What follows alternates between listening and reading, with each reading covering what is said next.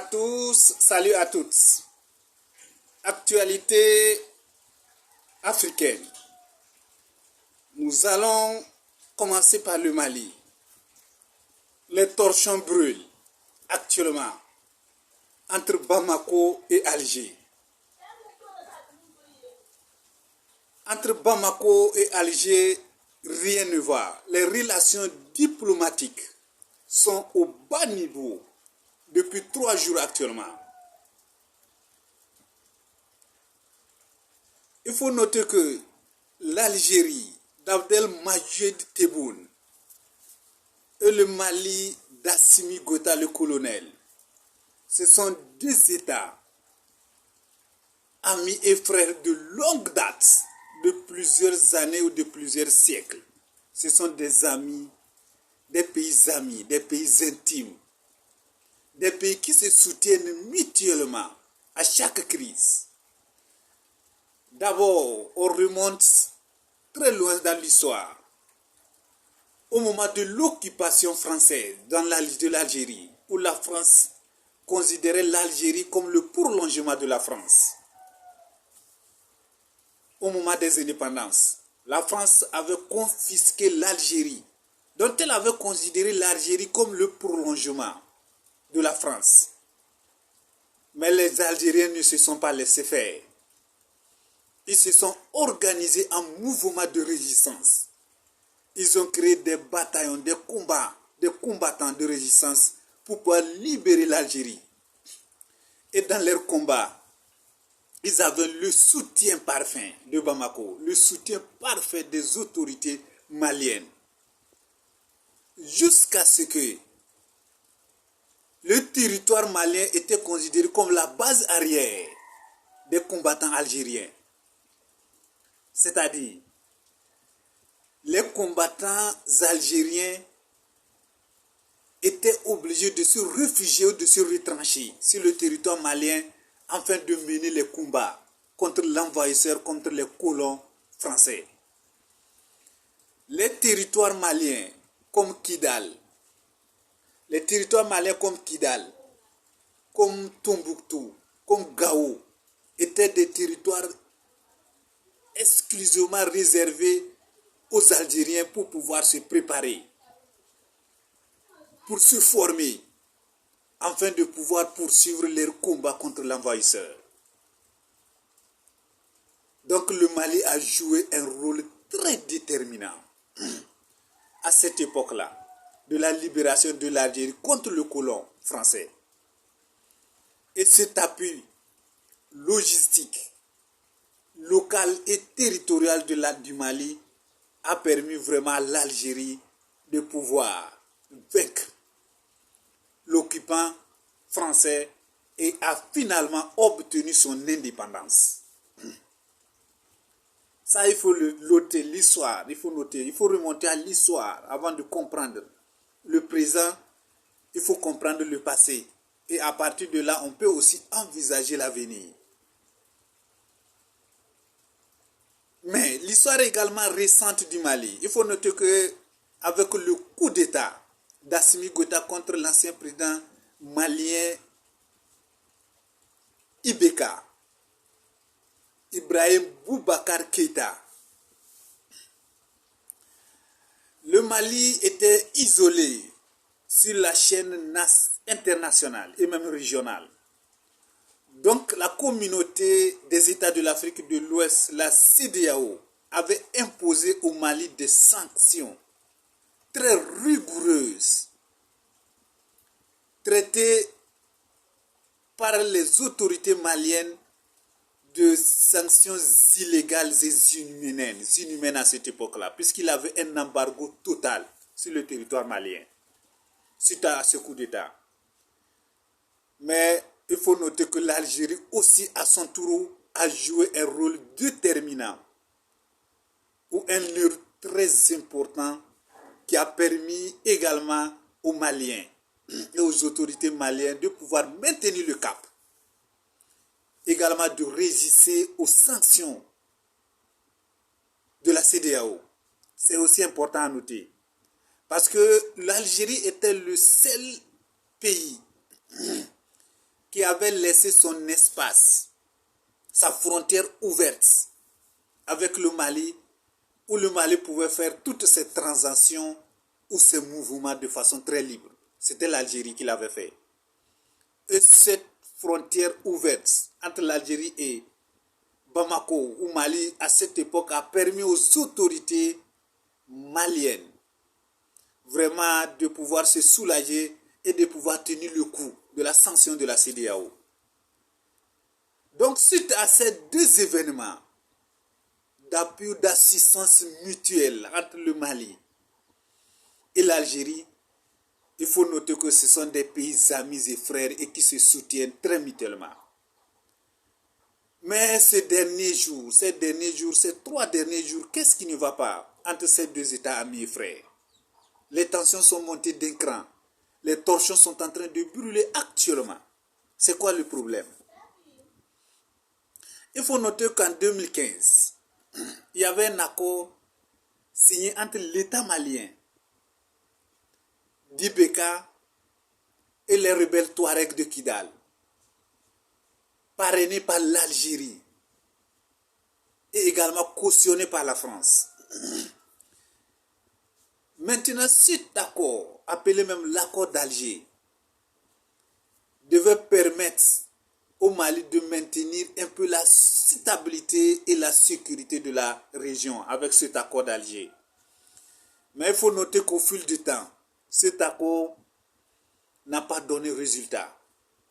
Parce que cet accord, dans ses préambules, dans des décisions de cet accord, les clauses étaient que les groupes armés devaient être insérés au sein de l'armée nationale malienne. Et que ces groupes armés devaient déposer leurs armes, devaient être désarmés et intégrés au sein de l'armée malienne. Mais finalement, cette mission n'a pas atteint, puisque les groupes armés ne se sont jamais laissés faire. Et donc les autorités maliennes également n'ont pas pu convaincre, n'ont pas pu intégrer les groupes rebelles, les Touaregs, dans leur armée nationale. Donc ces rebelles Touaregs ont maintenu leur position sur Kidal, allant même jusqu'à déclarer l'autodétermination ou même l'indépendance de cette partie du Mali où ils ont surnommé cette partie-là l'Azawad. Donc l'Azawad était leur territoire où ils contrôlaient toute cette région du Kidal. Mais il faut noter que avec ce contrôle de cette partie du Mali, les autorités maliennes actuelles, militaires, après le coup d'État, n'ont pas apprécié et ont jugé que cet accord est caduc puisqu'il n'a pas donné de résultat. Donc il fallait revoir l'accord. Il fallait revoir l'accord. Parce que pour eux, il n'y a pas question que les groupes rebelles Touaregs sécessionnent le Mali, occupent une partie du Mali. Le Mali est indivisible et il est un. Il n'y a pas question de le diviser. Voilà le point de vue des nouvelles autorités militaires maliennes non négociables. L'intégrité territoriale du Mali n'est pas discutable pour eux. Ça ne se marchande pas. Voilà pourquoi les nouvelles autorités militaires, avec à leur tête le président Assimi Goïta, décident maintenant de renforcer son armée, de s'armer, d'armer ses militaires, de préparer une revanche, de préparer la prise de Kidal. C'est ce qui s'est fait dans le mois passé. L'armée malienne est arrivée à rentrer dans Kidal. Ils ont pris Kidal. Et les groupes rebelles sont obligés de se retrancher, de quitter. Ils ont fui la zone. Donc actuellement, il faut noter que c'est l'armée malienne qui contrôle cette zone des rebelles appelés Azawads. C'est eux qui contrôlent la zone actuellement. Parce que le Mali veut récupérer toute l'intégrité de son territoire. Voilà la mission d'Assimi Goïta en fait. Donc c'est aussi un rêve réalisé d'Assimi Goïta. Sinon, entre parenthèses, et lors de l'intervention française au Mali, intervention Barkhane au Mali, Assimi Goïta était le chef d'une force spéciale qui devait entrer dans Kidal afin de pouvoir le libérer. Maintenant, quand Assimi Goïta avec ses éléments voudrait rentrer dans Kidal, les forces françaises se sont opposées. Ils ont demandé à Assimi Goïta de ne plus soulever un seul pas, de ne plus faire un pas encore de plus vers Kidal, de s'arrêter. Et Assimi Goïta avait fait remonter aux autorités supérieures jusqu'à la présidence.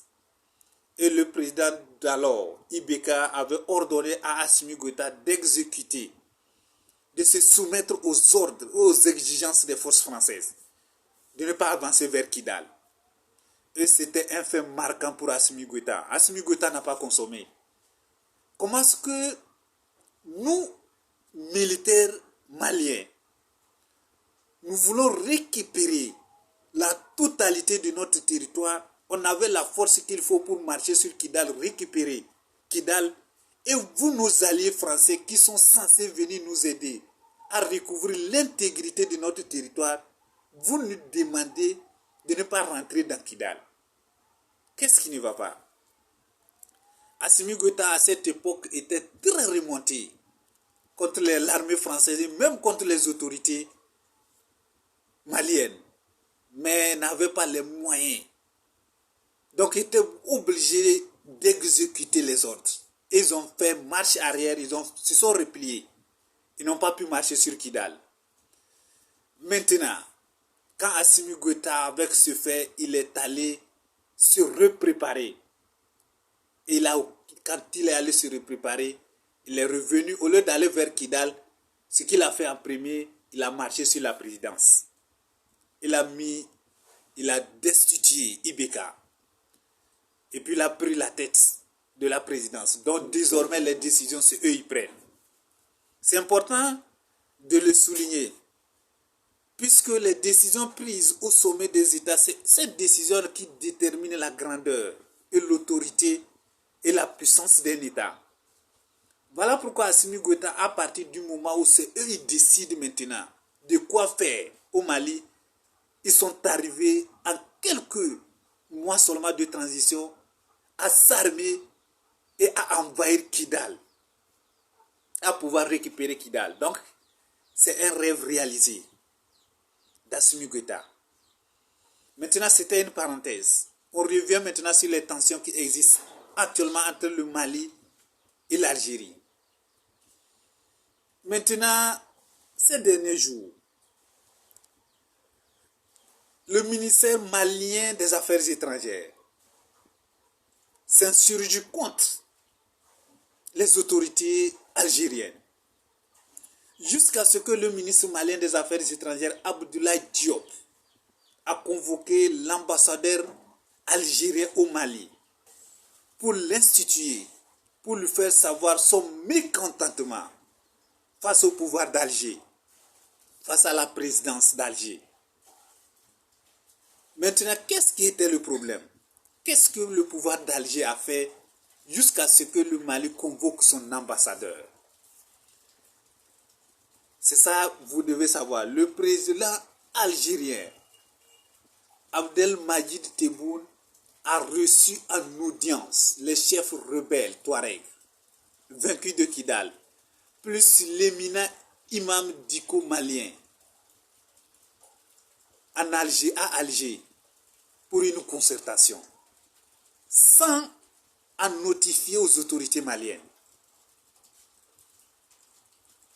Alors que ces autorités, ces chefs rebelles, Touareg, sont sous mandat d'arrêt, sous mandat de justice par l'État malien.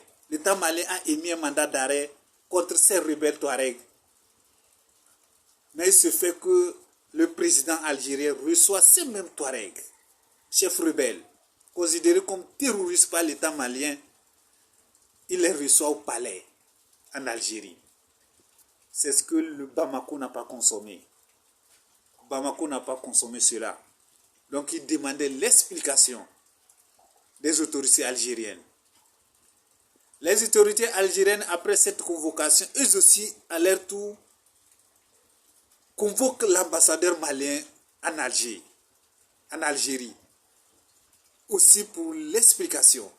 Ils aussi sont énervés, ils sont fâchés contre cette façon que Bamako, la façon dont Bamako est en train de prendre les choses. L'Algérie est allée plus loin.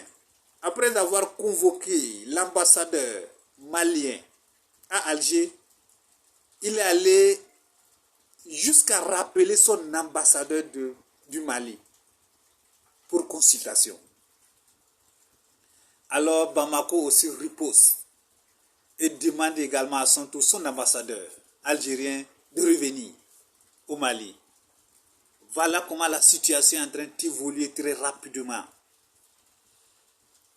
Et nous avons encore, selon les informations, je ne sais pas si ces informations sont confirmées, les autorités algériennes demandent à tout ressortissant malien de quitter leur territoire d'ici le 31 décembre.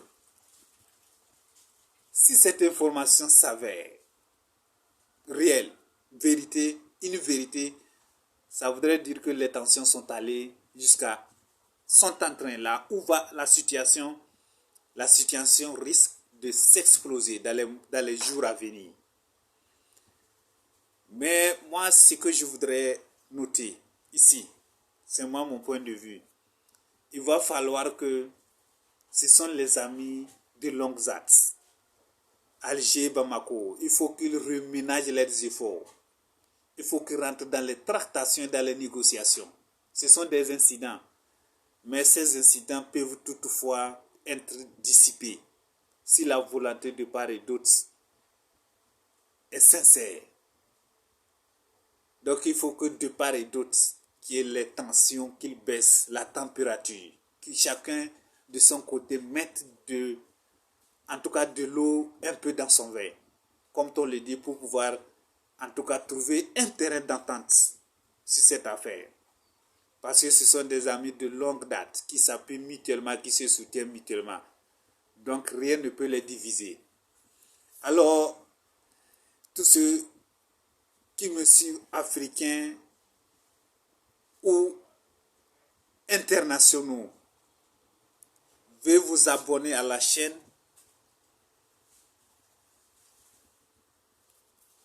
Aimez, likez la vidéo et dites-moi en commentaire quel est votre point de vue sur cette situation entre les deux États, Bamako et Alger.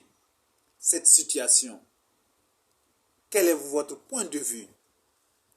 Que devait faire Bamako après le comportement de l'Algérie?